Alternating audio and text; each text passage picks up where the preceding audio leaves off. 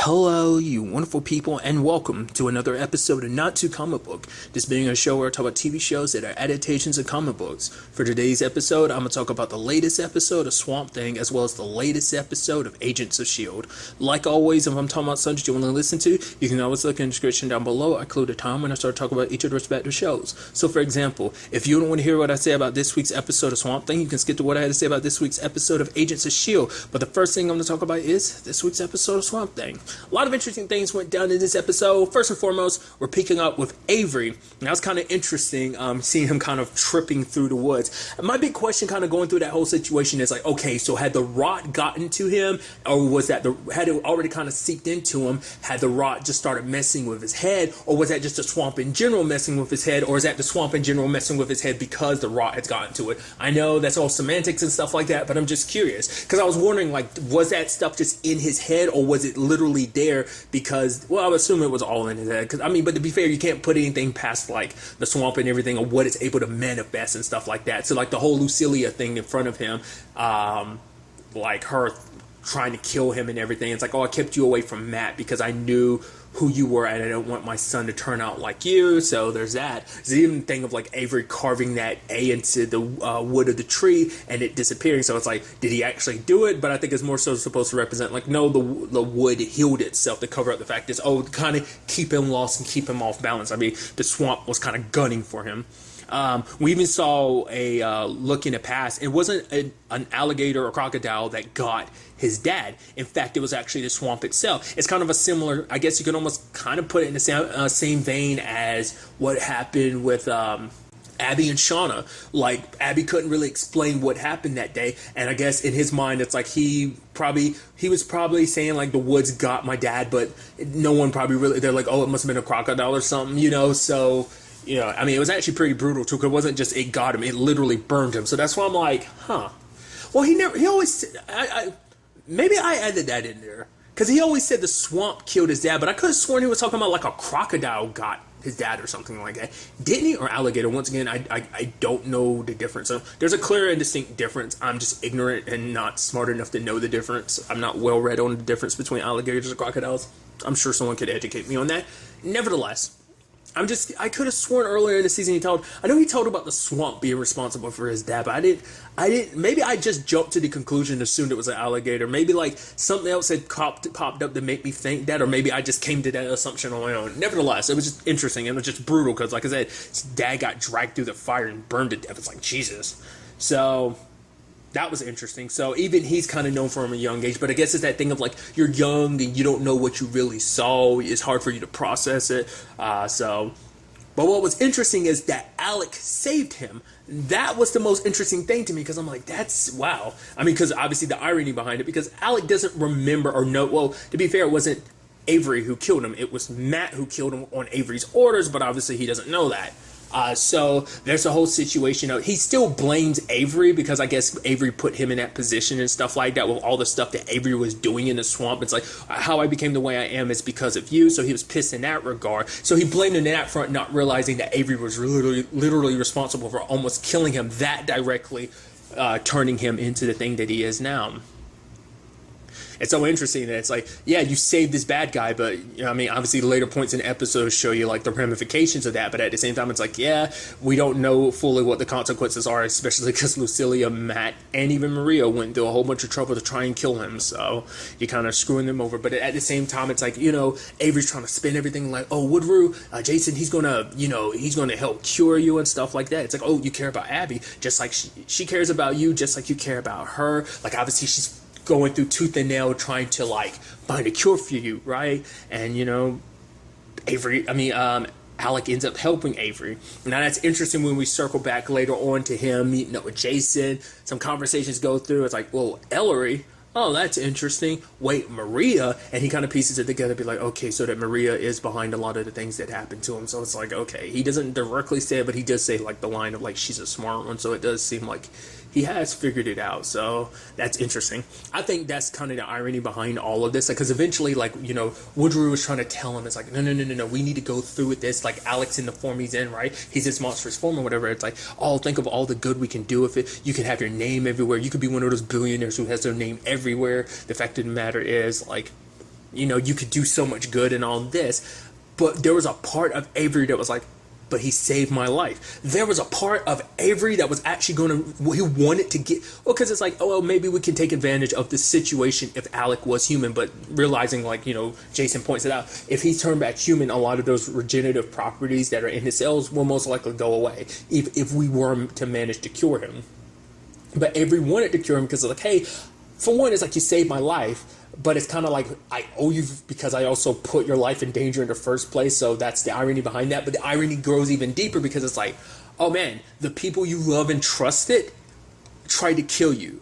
And the person you tried to kill is the one who ended up saving you. And hence the giant and most biggest example of holy crap irony. It's fascinating in the long run, but it seems like, obviously where everything kind of plays out, Avery did kind of take a step back to be like, no, he goes along with it with Jason to capture Alec. And it sucks too because it's like, because Alec's like, no, I can't leave here, because obviously he told Avery about the darkness before, but Avery's kind of caught up in his whole mindset of like, oh, everything else, so he wasn't really listening. But it's like, without Alec there, Alec might be the one thing that is keeping the balance there, because that was the whole conversation he had with Avery, because it's like, oh, the swamp took my dad and even took my daughter, but for Alec, it's like the swamp has been abused and it's fighting back. It wanted you dead. It left you for dead, but I couldn't. So that's why he saved Avery. But that's the whole thing of like, was that the swamp doing that? Like, even with the green being like, oh, he's a terror. So,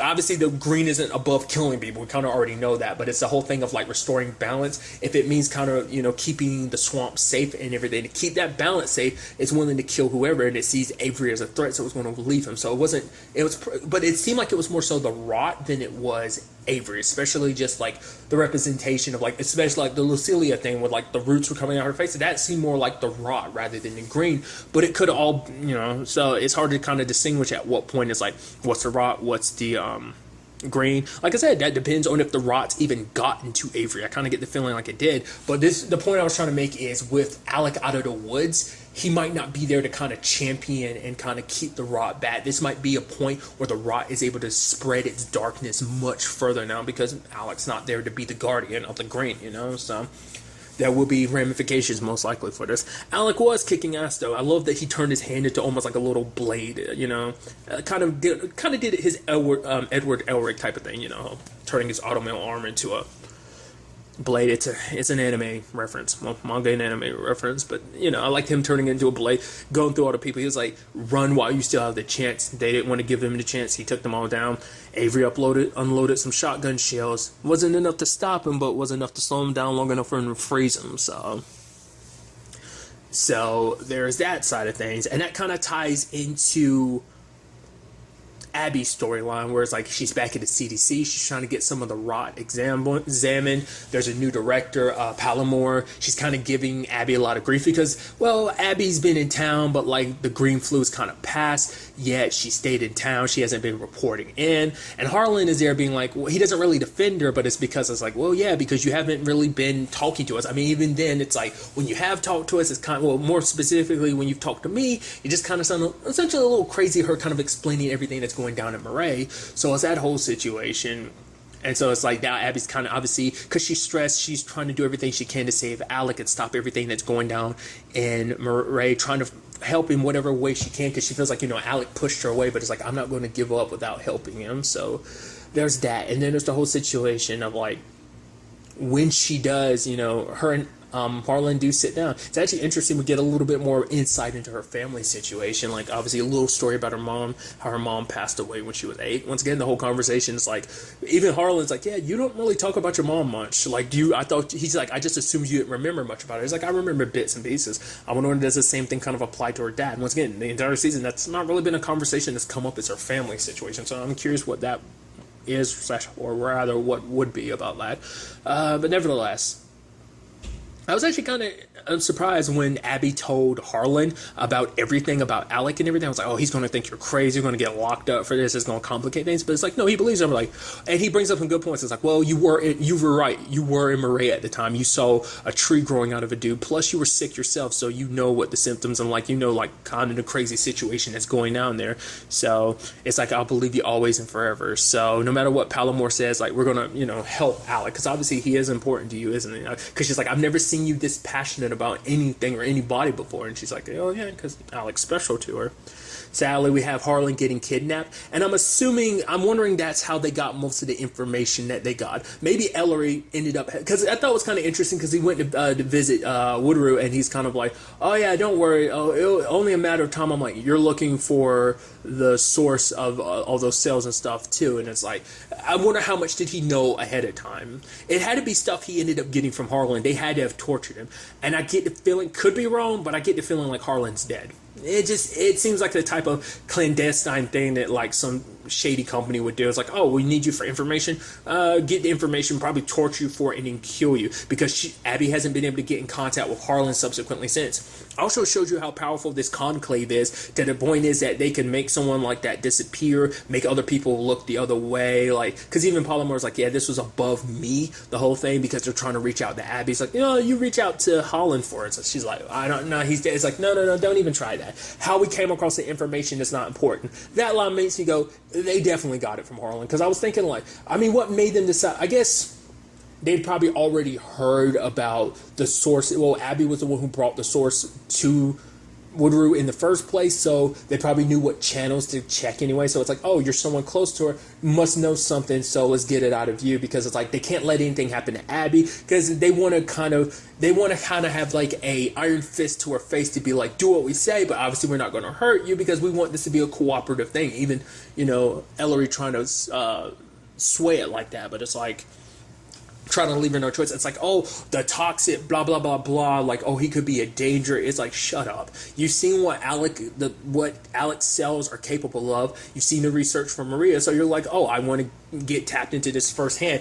I think this is well above what Maria, even Jason, or even Avery really know it to be. Like I said, this is like a full-blown, like, shady organization, you know, up to something. It might not be the best of people type of thing. You know, ultimately we'll have to wait and see, but, you know, I was really curious what they were going to do about the whole thing. I thought the whole episode was going to particularly focus on her being back home, or at least a majority of it was. It was kind of half and half, like bouncing between like her in back in Atlanta and Avery trying to find his way back. It's kind of interesting, the parallels there, I guess, you know, when you actually think about that. Like Avery, like I said, Avery's kind of potentially on his way to potentially a redemption arc, because like, oh, I want to help Alec, the man I tried to have killed. But then also it's just like, I don't know, it's just very interesting to me. Like, I don't know how to really explain it. I'm not doing a very good job. I do apologize, but I guess the thing is, like, Abby wanting to save him so much, you know, going back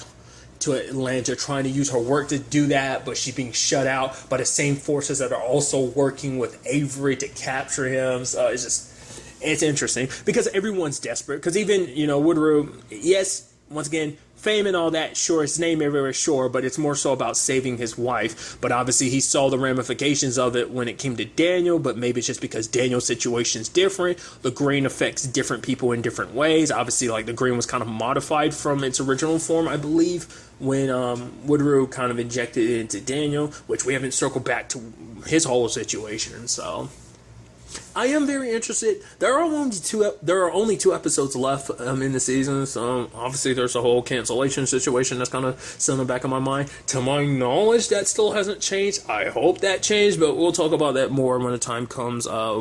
Even more talk about it, you know, after the 10th episode, you know, the season finale. So I'm very interested to see where all this ends up taking us going forward into the next episode.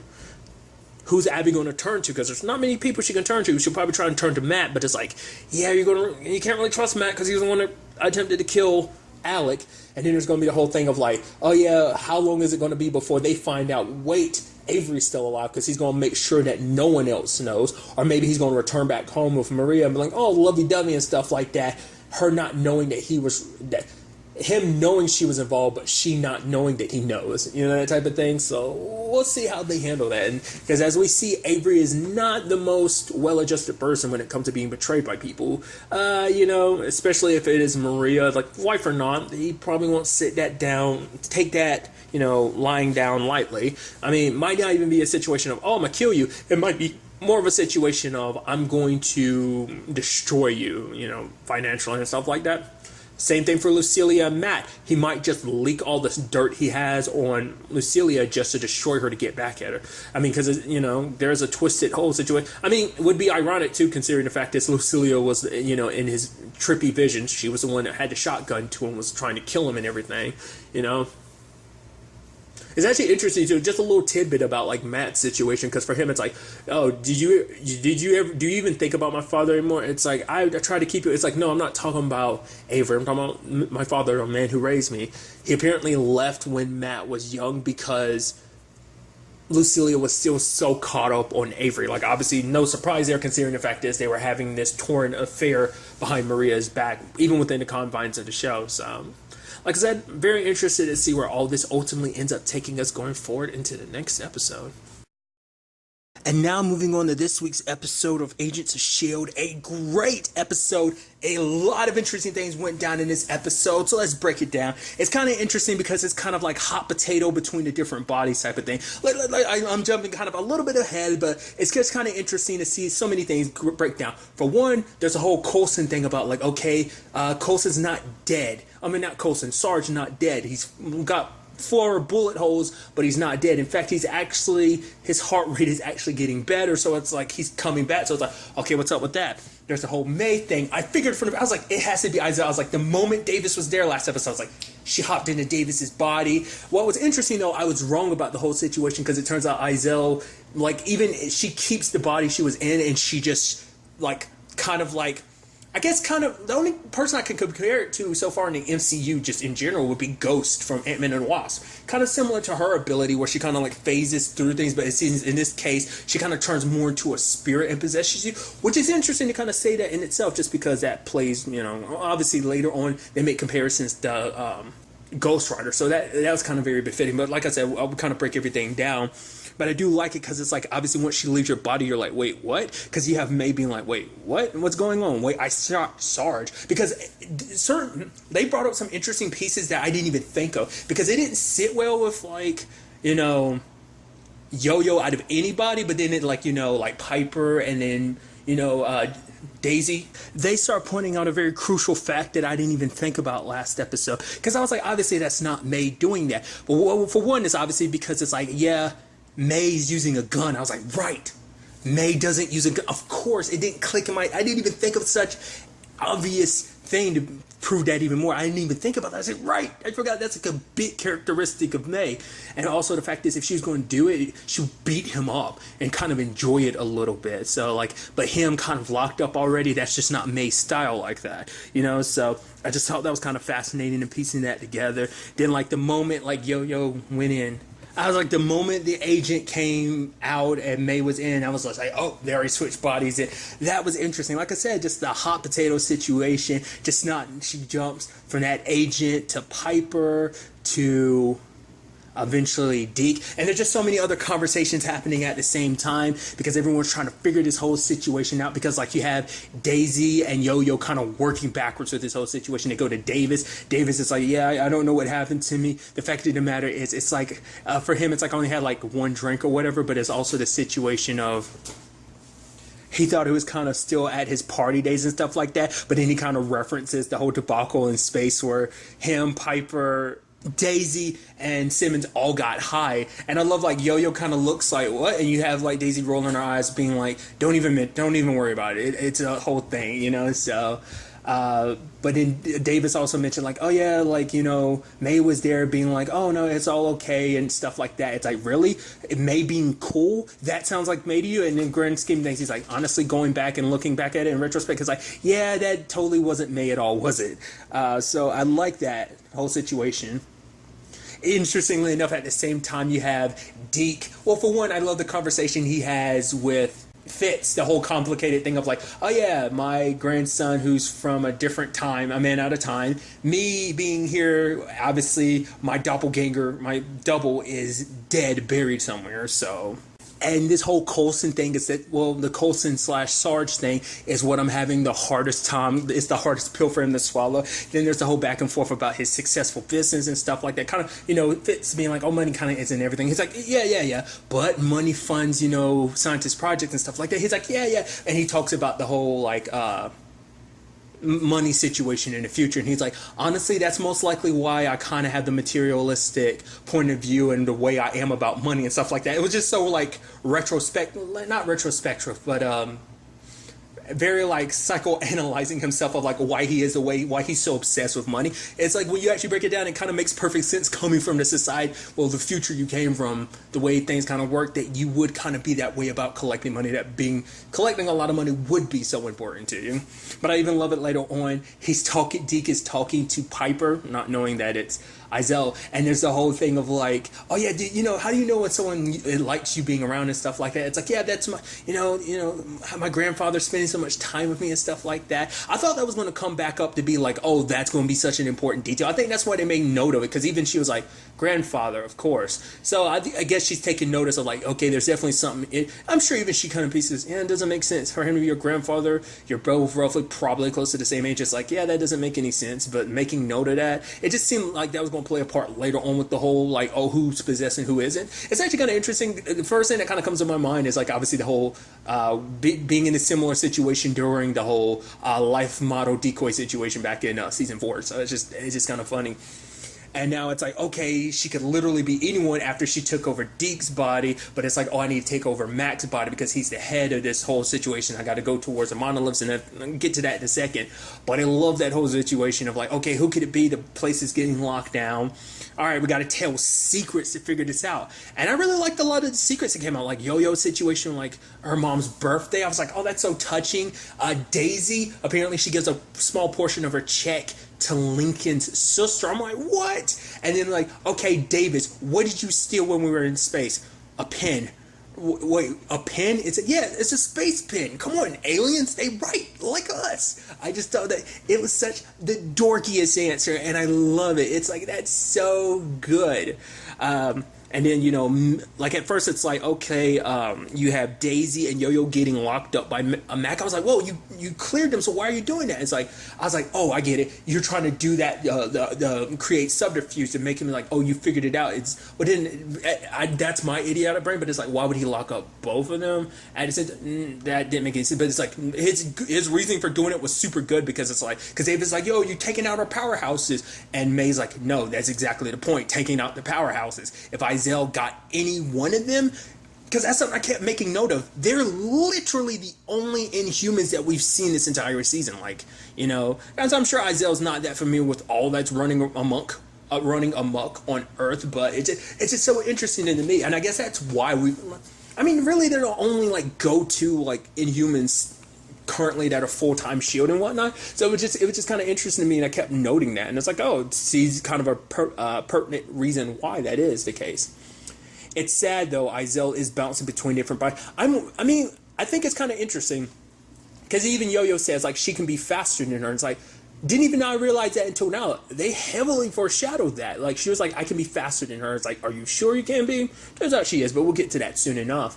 But bouncing from body to body, and she ends up possessing Davis. And I was like, no, come on, don't do it. And she kills Davis by making him fall to his death. And it's like, Jesus, that sucks. That's after she made Piper shoot herself in the hand. It's like, dude, that's so brutal. Like, you destroy worlds and stuff like that, so I guess I shouldn't be surprised. But she make it seem so like, oh, I'm gonna get what I want and I'm gonna bounce. It's like, no, like, when you don't get what you want, you destroy entire planets. You're killing people just because they won't give you what you want. Which is understandable, considering the fact that you've destroyed many other planets, so there's that whole situation. She possesses Mac, and then we really learn everything about this, because obviously there's a whole conversation about okay, the monoliths and what they represent. One represents space, one represents time. What did the other one represent? Creation. Because like the whole puzzle that Fitz is trying to figure out is like, okay, so obviously Coulson connects to the monoliths, and obviously S.H.I.E.L.D connects to the monoliths,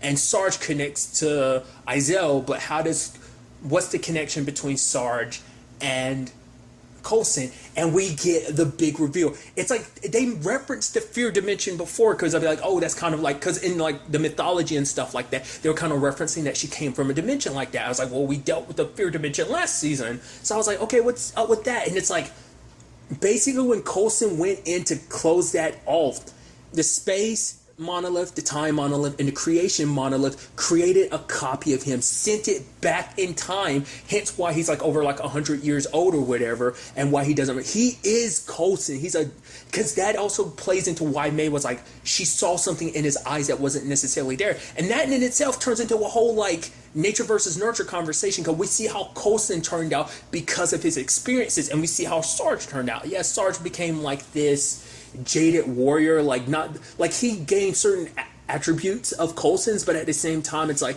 without Coulson, he kind of doesn't have Coulson's heart, leadership skills, and conscience, showing you just kind of the route Coulson potentially could have gone down if things were different in his life. But we also see who Sarge could be, so I just thought that was all fascinating, and that's such a good reveal. I would have never guessed that. I would have never, because I didn't even piece that together, like the monoliths, and I don't think I would have ever really jumped to that. But that's because they made a point to be like, yeah, we don't know what the third monolith was, and it's like creation, and it's like, oh my god.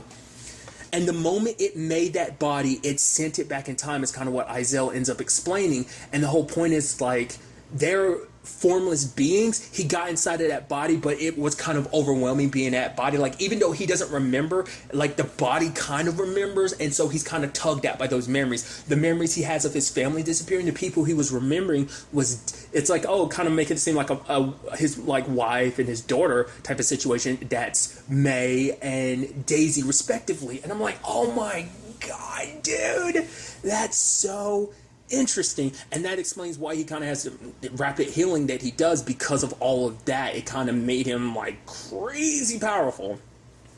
But it might also stem from the fact is of what he was naturally combined with the powers that he has.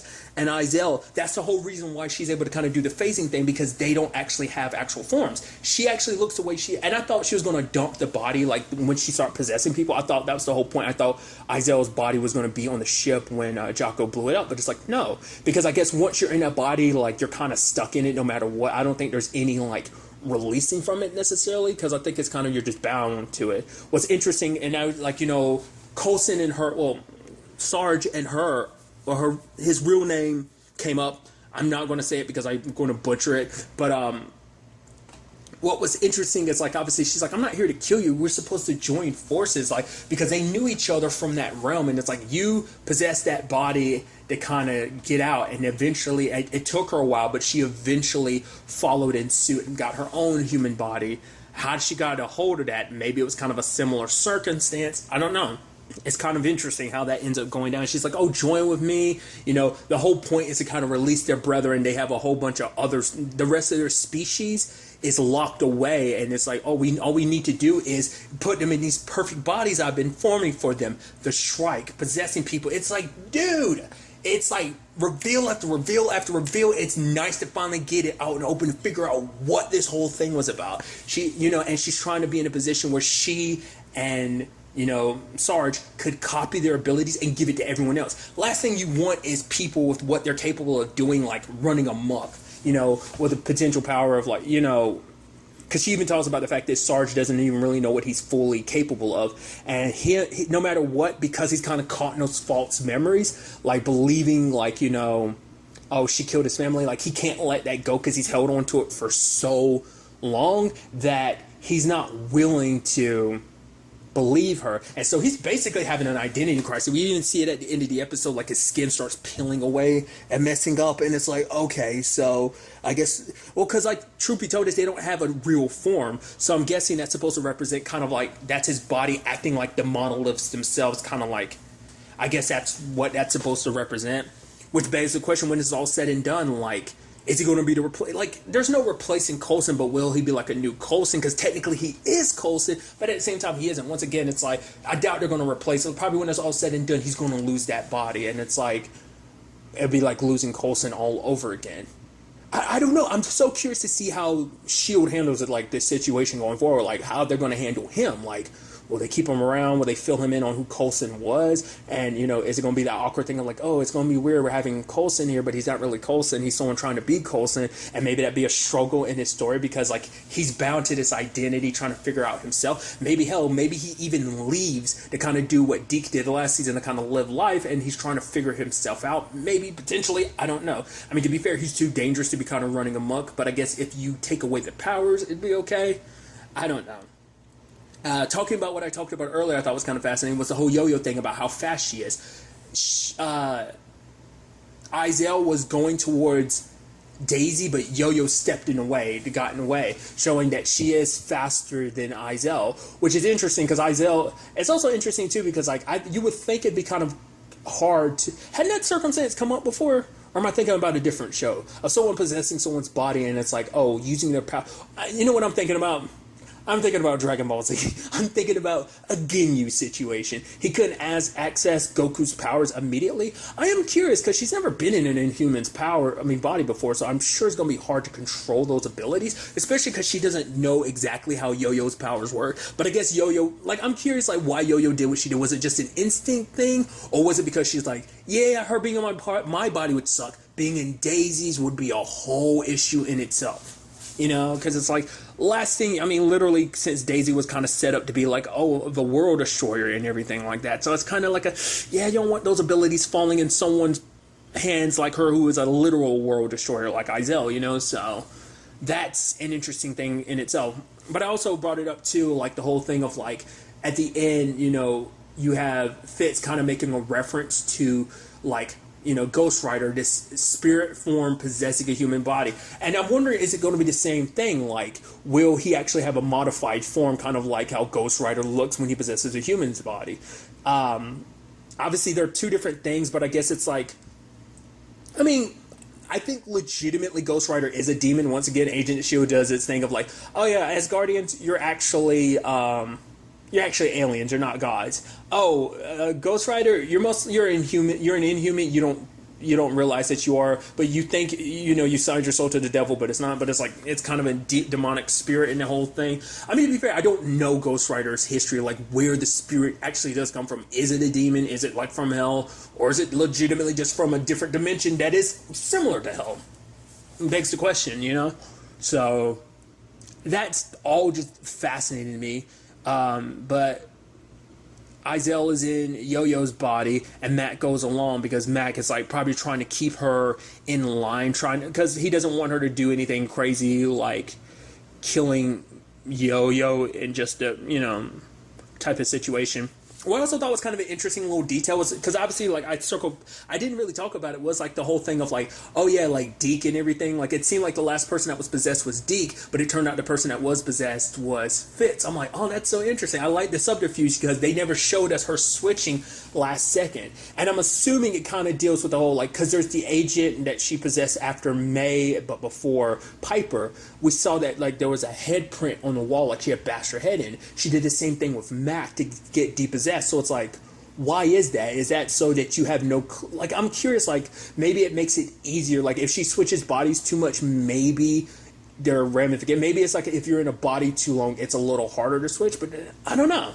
I'm curious about that. I mean, I guess it's also to make it so that they're not able to kind of piece everything together. If, like, they're a little scattered, which they already are, but if they're kind of knocked out at the time, they won't see what body got possessed and stuff like that. Maybe, I don't know what the case necessarily would be. I'm assuming it's that, but I don't know. I just thought that was just kind of a fascinating little bit of a detail, like why you would do that when you can just jump from body and everyone's confused anyway. But I guess you want to avoid the confusion by adding more confusion to it by the person being knocked out, so they didn't see who was there near them, because that would make it too easy to find out, oh, who got possessed and everything. So that's my justification for maybe that's not the case at all. But I love when it's at the end, Daisy's like, will he just surrender? It's like, no, May's like, he did the right thing because he's trusting in his team to basically figure this situation out. So that's what a good leader does, is believe that his team will help figure this out. So it's definitely going to be interesting to see where this all goes, especially because Izel's going to be kicking it in Yo-Yo's body, and Max got the whole complicated thing. I also love, like, I forgot to talk about it, was like, okay, what was the last thing you remember? It's like, yeah, you and Mac, May was like, you and Mac are acting like you're about to go have sex or something, and you have Yo-Yo being like, and she's like, you asked me what I remembered, so, dude, it's so, dude, I can't help it, dude. I need to shut up. Sorry. I just get everything, dude. I'm so excited. That's what I'm trying to get across, to see where all this ends up taking us. Like I said, these were some very interesting discoveries, and I'm very, very interested to see where they take us going forward, especially with this whole Sarge situation. Like, under his identity crisis, like he is now, it's like, not only do you think you thought, I was like, oh, you were this person Sarge for so long, but now on top of all of that, you find out you're actually a copy of Coulson, but you turn out you're actually something else inside of. It's like you're literally having a three-way identity crisis. It's crazy, and I'm so interested to see where that goes, where Izel's story takes us. I cannot wait. But really, that's all I want to talk about. Until next time we meet, be happy, be safe, live life to the fullest, and enjoy it. Good day and goodbye.